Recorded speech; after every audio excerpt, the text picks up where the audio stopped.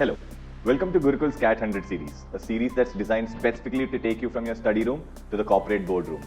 I am Pradyumna Sharma, and this is Verbal Mastery with Pradi.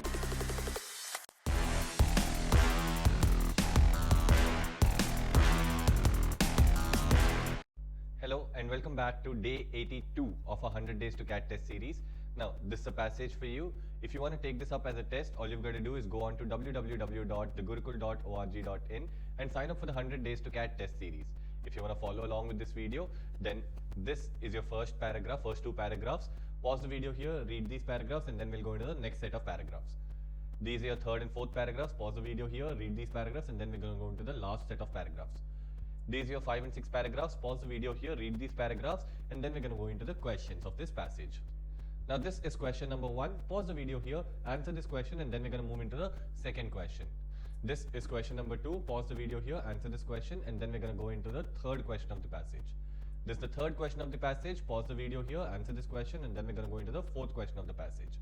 This is the fourth question of the passage. Pause the video here, answer this question, and tell us in the comments about your answer so that we can check it out when we discuss the passage and the question explanations. Now, what does the passage talk about? Once people wore garlic around their necks to ward off disease, today most Americans would scoff at the idea of wearing a necklace of garlic cloves to enhance their well-being. So, what is the meaning of this word scoff? This means feel disgusted. Okay, in this context, you can take it to be feeling disgusted. That means they wouldn't want to do that. So long ago, people used to wear a garlic, around their necks, but today people wouldn't want to do the same. However, you might find a number of Americans willing to ingest capsules of pulverized garlic. So pulverized, finely chopped into a paste.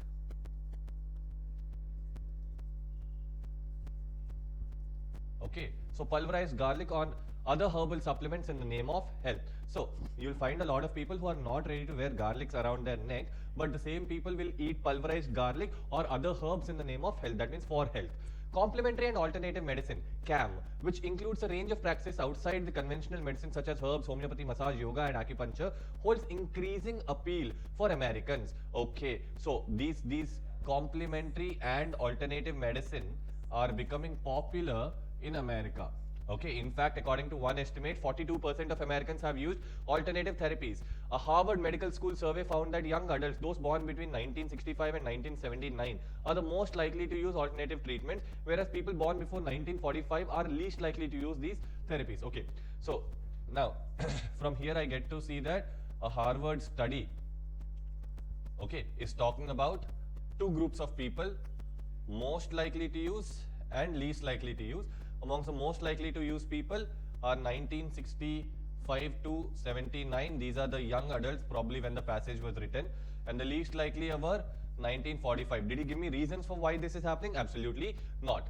Nonetheless, in age groups, the use of unconventional healthcare practices has steadily increased since 1950s, and the trend is likely to continue. So, given, if you take off all these age groups also, people using alternative medicines or CAM are increasing, is what he is telling us. Let's go to the second parts of the passage.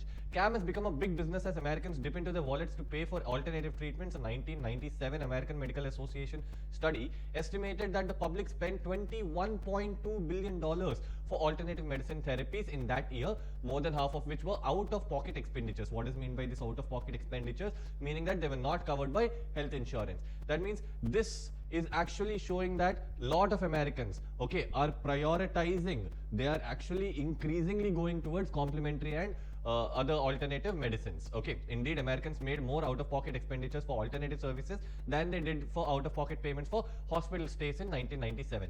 In addition, the total number of visits to alternative medicine providers, about 629 million, exceeded the tally of visits to primary care physicians, that is 386 million in that year. That means what? Number of people who visited these alternative medicine centers are greater than those who went to the conventional medicine centers, or maybe the people who went to conventional medicine also went to alternative medicine, but twice as much. Okay.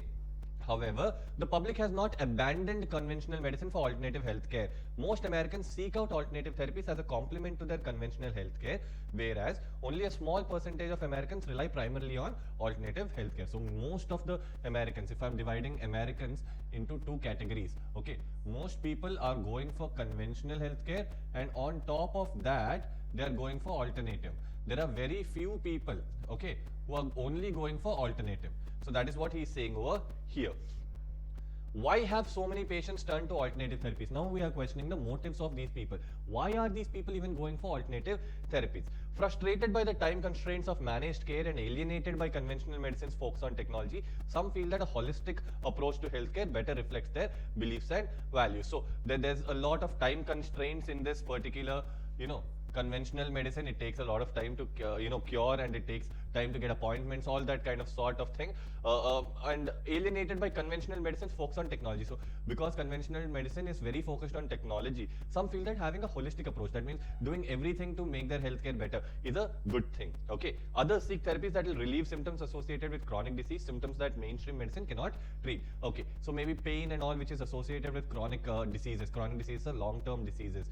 Those things get healed by yoga and all, maybe, which the normal medicines cannot really treat. So that is why people are going onto such kind of a CAM procedures. Now, some alternative therapies have crossed the line into mainstream medicine. The scientific investigation has confirmed their safety and efficacy. Efficacy is nothing but efficiency.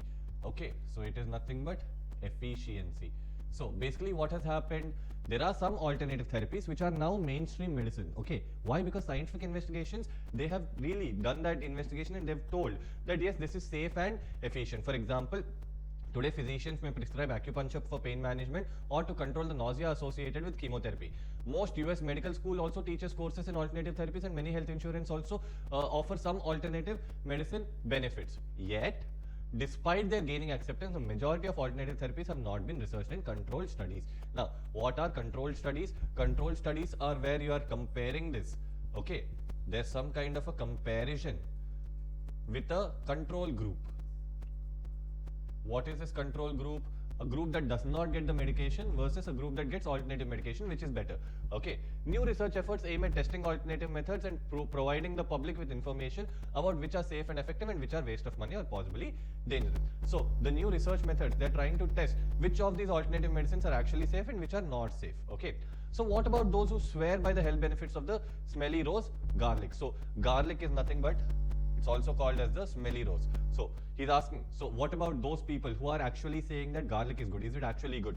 Observational studies that track disease incidence in different populations suggest that garlic used in the diet may act as a cancer-fighting agent, particularly for prostate and stomach cancer. However, these findings have not been confirmed in clinical studies, and yes, reported side effects include garlic dose. So this just a comical way of saying that yes, if you are actually using garlic to fight cancer, you might use garlic to fight anything whatsoever. So that is what is garlic dose. Now that we've understood the passage, let's get into the question explanations. The first question says the author's primary purpose in the passage is to. So what is the author trying to do in this passage? Confirm the safety and effectiveness of alternative medicine approach? No, this is a partial scope choice. He's talking about this very late in the passage, so this is not going to be my answer.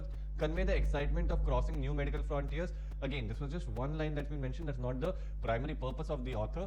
Describe the recent increase in the use of alternative therapies. Now, this could be the primary, use case by saying that, okay, a lot of people are now using such and such alternative medicines. This is a good option. Let's see if fourth actually beats that. Otherwise, we'll take 3. Explore the variety of practices that fall into the category of alternative medicine. Now, see, we have not explored the variety of practices. In one line, we've said that these all come under complementary and alternative medicine. So, definitely 4 is also a partial scope choice. So, the best answer for us now becomes C. Now, let's go into the second question. The author describes wearing garlic as an example of. So, what does the author say about wearing garlic? Okay, he says that it's a very old and mysterious thing, right? So, this word arcane, an arcane practice means something that is mysterious or something that's not understood by many. Okay, so let me just write that down. Not understood by many. Okay, an arcane practice considered odd and superstitious today. Yes, the author is talking about garlic in this manner. So, this could be an answer. The ludicrous nature of complementary and alternative medicines. Now, this ludicrous means seemingly crazy. Okay, ludicrous means seemingly crazy. Now, nowhere does the author think that the alternate and complementary medicine is crazy, right? So, we can take this off. Third one, a scientifically tested medical practice. Now, see, garlic, we've clearly seen in the last part of the passage also that it's not yet scientifically tested. So, 3 cannot be the answer. A socially unacceptable style of jewelry. Again, this is a very easy option to eliminate when we're not talking about jewelry at all. We're talking about health benefits. So, definitely not going to be 4. The best possible answer would be 1. Now, let's go to the third question. Now the third question says the author most likely uses the Harvard survey results to imply that. So what is the use of Harvard survey results in our entire passage? Just to tell that a lot of people are now moving towards alternative medicine, right? So as people age, they become more conservative. No, clearly not. See, there's no correlation. He's instead said that nevertheless, irrespective of their age, people are going to alternative medicine. So this is not the reason. B, people born before 1945 view alternative therapies with disdain. Now see, we know that they're less likely to use, but that doesn't mean that they view it with disdain, right? Okay, so since he's not given to us the kind of reason why people are not looking at this or not using these, we cannot take 2 as our answer. See, the survey did not question baby boomers, those born between 1945 to 1965. Again, we do not know if the survey has questioned it or not. We were just given 2 findings. We were not told about the entire methodology of the survey. So this is something that is out of scope choice for us. So we're going to eliminate that. D, many young adults are open-minded to alternative therapies. Now this is something that they've told us, right? So people who are from 65 to 79, they're open. So those are the ones who've been called as young adults, right? So definitely the answer to this question would be 4. Now let's go to the last question of the passage. The statistic comparing total visits to alternative medicine practitioners with those of primary care physicians is used to illustrate. Now, why did we say that, alternative medicine is receiving more number of people or more footfall than the, primary care physicians? Because he's told, right, there's a trend of popularity that's growing. So popularity of alternative medicine makes a lot of sense. Public's distrust of conventional healthcare. Now see, people are not going to the alternative medicine practitioner just because they distrust. We have seen that there are 2 categories. Someone who also primarily relies on the alternative medicines, right? So this becomes a partial scope choice for us. So this is not going to be our answer. 3, accessibility of alternative medicine. Now see again, how accessible is alternative medicine has not been spoken about in the passage at all. So this becomes an out of scope choice. So we're going to remove this. Affordability of alternative therapies. Again, we've seen that people pay out of the pocket, okay, for the alternative medicine also. So nowhere has he told about how affordable alternative medicine is. So this again going to be an out of scope choice. So we're going to remove this as well. So the best possible answer now becomes 1. Now, if you watched this video till here, please do not forget to hit that like button. That motivates us a lot to keep bringing videos like these for you every single day. Subscribe to this channel and share this video with a friend who's preparing for CAT 2025 but does not have enough resources. I'll see you in the next video. Hope you enjoyed learning from today's session. This series is designed to help you with your CAT preparation and practice daily. We are with you in this journey. To watch the next video, click here. And to watch Gurukul's CAT 100 series, study room to boardroom, the entire playlist, click here. If you learned from today's session, like, share, and subscribe.